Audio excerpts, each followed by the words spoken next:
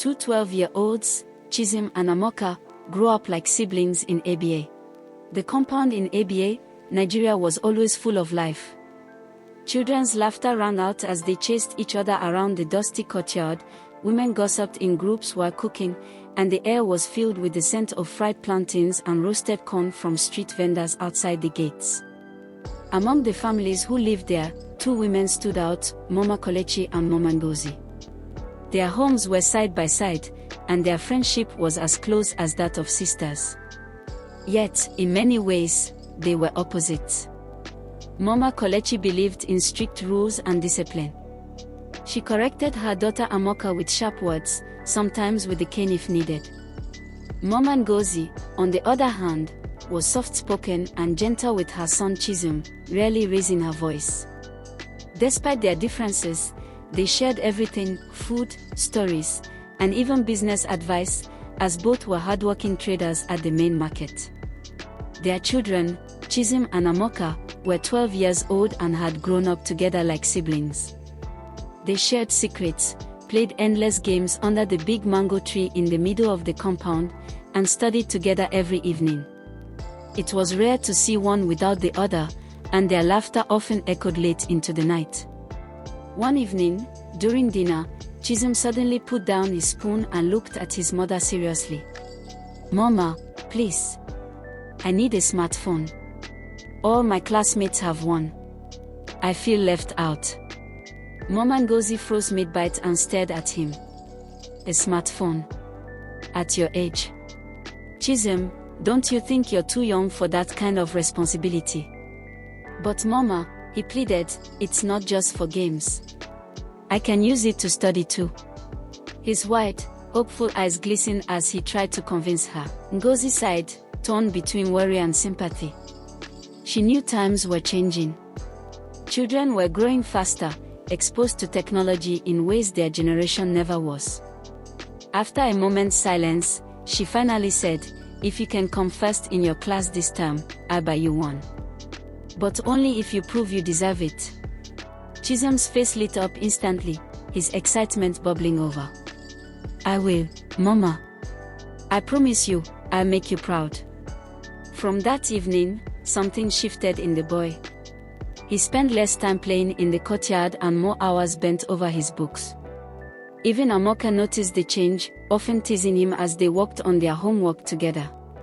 "Chisholm, you're really serious about this phone, aren't you?" He only smiled, determination glowing in his eyes.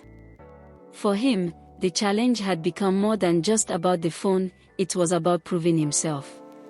Weeks turned into months, and the compound began to notice the change in Chisholm. While other children still played hide-and-seek under the mango tree, he often stayed indoors, poring over his textbooks. Mama Ngozi watched him closely, half expecting him to lose focus, but he didn't. Even Amoka teased him one evening as they solved math problems together. "Chisholm, you're acting like you're already in university," she laughed. He grinned. "Wait until you see me holding that smartphone. I'll show you I can do it." When the school term finally ended, Chisholm came running into the compound one hot afternoon, sweat dripping down his forehead, his shirt clutched in one hand and his report card in the other. His voice rang out before he even reached the door. "Mama! Mama! Look, I came first in my class." Ngozi's eyes widened as she grabbed the report card, scanning it quickly. Her face broke into a smile as she hugged her son tightly. "Chisholm, you did it. I'm so proud of you." True to her promise, she wasted no time. By the following week, she brought home a brand new smartphone, neatly wrapped in a box. The moment she handed it to him, Chisholm's joy was indescribable. He held it carefully, almost like a treasure he had earned with his sweat. "Thank you, Mama," he cried, hugging her again. Of course, the first person he called was Amoka. Together, they marveled at the device. It had bright colors, loud music, games they had never seen before, and access to the internet. For days, their laughter filled Chisholm's room as they watched cartoons, downloaded songs, and tried silly apps. But curiosity has a way of creeping in. One sunny afternoon, while Mama Ngozi and Mama Kolechi were away at the market, the children sat side by side on Chisim's bed. He scrolled through the phone eagerly. "Let's see what else this thing can do," he said. Amoka leaned closer, her eyes wide with excitement. Suddenly, Chisom tapped an unfamiliar icon. The screen lit up with thumbnails of videos, strange ones, unlike the cartoons they were used to. Out of curiosity, he clicked on one. What followed left them both frozen. The video showed adults doing things they couldn't quite understand. Amoka's cheeks flushed as she whispered, "Chisom, what are they doing?" "I don't know," he muttered, frowning, yet unable to look away. For the first time, the children felt the weight of a secret they didn't fully understand. From that afternoon onward, something changed between Chisom and Amoka. The games in the courtyard grew fewer. The sound of their laughter, once a constant in the compound, became rare. Instead, whenever their mothers were away at the market, they would slip quietly into Chisom's room, shut the door, and draw the curtains. The phone became the center of their world. At first, they only watched one or two of the strange videos, their eyes filled with both confusion and fascination. But as days passed, curiosity deepened. What had once seemed shocking slowly grew into a habit. Amoka was the first to ask the question neither of them had the courage to voice. One humid afternoon, as they sat side by side with the phone glowing between them, she whispered, "Chisom, do you think it's bad that we are watching these things?" He paused, fingers fidgeting nervously. "It's just videos, Amoka. It's not like we're doing anything wrong." His words were bold, but his heart thumped with unease. Amoka's eyes lingered on the screen. Then, after a long silence, she asked the question that changed everything: "What if we tried what they're doing? Maybe then we'll understand." Chisom froze. No, that's not a good idea. What if someone finds out? We'll be in trouble." "But why?" Amoka pressed, her voice firmer than before. "If adults can do it, then maybe we can too." Chisom shook his head, but her words lingered. For days she kept bringing it up, her curiosity stronger than her fear. Eventually, worn down by her persistence and by his own hidden curiosity, Chisom agreed. The first time they tried, it ended in disaster. Amoka winced in pain and quickly pushed him away. Tears streamed down her face as she ran out of the room, leaving Chisom frozen in shock. For the next few days, she avoided him completely. No playing, no homework together, not even a glance in his direction. Chisom's heart ached with guilt. He had wanted to please her, but instead, he had hurt her. Finally, one morning at school, he gathered the courage to approach her. "Amoka, I'm sorry," he whispered, his voice trembling.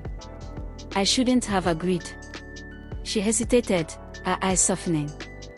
Then she gave a small nod. "It's okay. Let's just forget it ever happened." But deep down, both of them knew the memory couldn't be erased so easily. Something between them had shifted forever. Weeks passed, and though Amoka had told Chisom to forget what happened, the shadow of that day hung between them.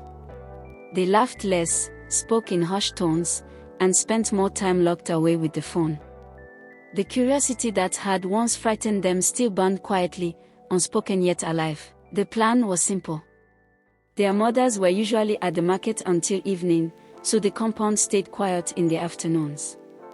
That day, Amoka and Chisom slipped into his room as they had done so many times before.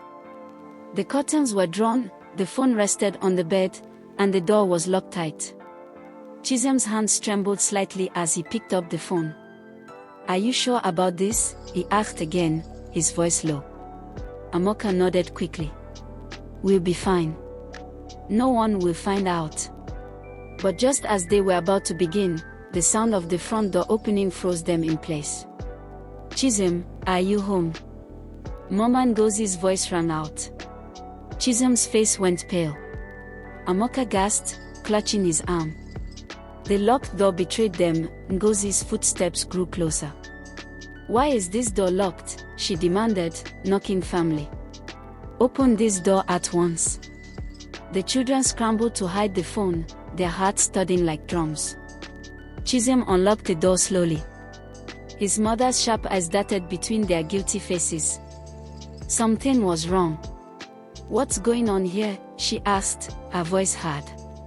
"Silence." Chisholm stammered, trying to form words, but Amoka's eyes fell to the floor, brimming with fear. The weight of the secret was too heavy. At last, in trembling voices, they confessed everything: the videos, the afternoons in the locked room, and their attempts to imitate what they had seen. Mama Ngozi was stunned. Her breath caught as shame and guilt washed over her. Without a word, she stormed across the courtyard to Mama Kelechi's house. When she told her everything, Kelechi's face drained of color. "This is Amoka's fault," she snapped angrily. "She has led Chisholm astray." "No," Ngozi replied firmly, shaking her head. "They are both involved. Blaming one won't solve anything. We need to face this together as mothers." For the first time, the two women sat their children down side by side. They spoke about the dangers of what they had been watching and why such curiosity could harm them. Their voices were gentle but heavy with disappointment. Counseling followed in the weeks ahead, but the bond between the two families was never the same again. Months later, Mama Kelechi packed her things and decided to leave ABA, relocating Amoka to Enugu for a fresh start. As the moving truck rumbled out of the compound, Chisholm stood silently in the courtyard. The laughter he once shared with Amoka under the mango tree seemed like a memory from another life. He had learned a painful lesson: children need guidance, and secrets can cost more than they ever imagined.